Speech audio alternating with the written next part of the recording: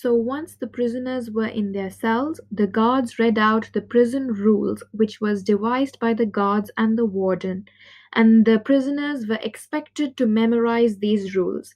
The prisoners were only addressed through their ID numbers. Initially, the prisoners were allowed three basic meals, allowed three supervised toilet visits, and given 2 hours for privileges like writing letters and reading. The prisoners had to do work assignments to earn the $15 pay per day that they were promised at the beginning of the study. 3 times a day, the prisoners were lined up for a count to check if all the prisoners were present and to check if they had memorized their ID numbers and the prison rules. Overall, this study found that both the guards and the prisoners became increasingly negative about the situation and their personal emotional state. Also, the interactions between the guards and prisoners tended to be negative and hostile. After a point, prisoners became passive and guards became more active. Prisoners reported they had thoughts of harming others as the simulation progressed. 5 prisoners had to be released because of extreme emotional depression, which included crying, rage, high anxiety, and the development of a psychosomatic rash. Only 2 prisoners were not willing to give up their $15 pay to be released. The simulation had to be terminated on day 6. The prisoners were happy about this, but the guards were enjoying the extreme control and did not want to give it up.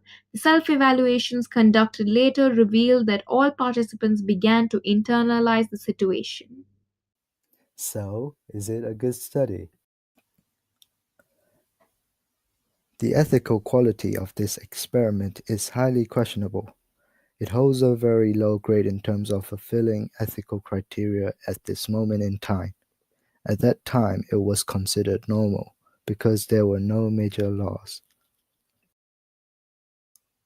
However, if we shed light into the experiment with laws that are existing now, the experiment starts to draw some red flags.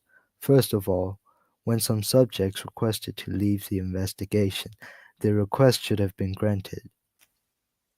Their consent form was broken because they were physically harmed, although they were confirmed that this would not happen. This breaches upon participant protection, where the subjects were clearly abused. Philip Zimbardo himself has said that The participants did suffer considerable anguish, and the experiment resulted in such extreme stress and emotional turmoil that 5 of the sample of initially healthy young prisoners had to be released early.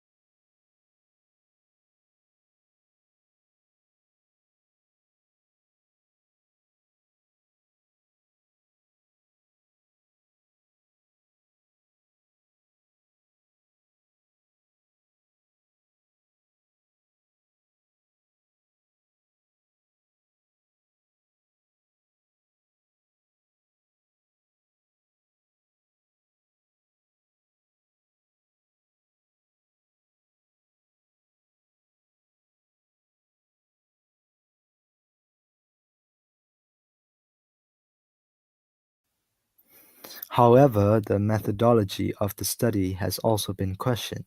For example, the research team did not take the full time to review all the potential risks that could or might have occurred beforehand, which could have helped to avoid many problems.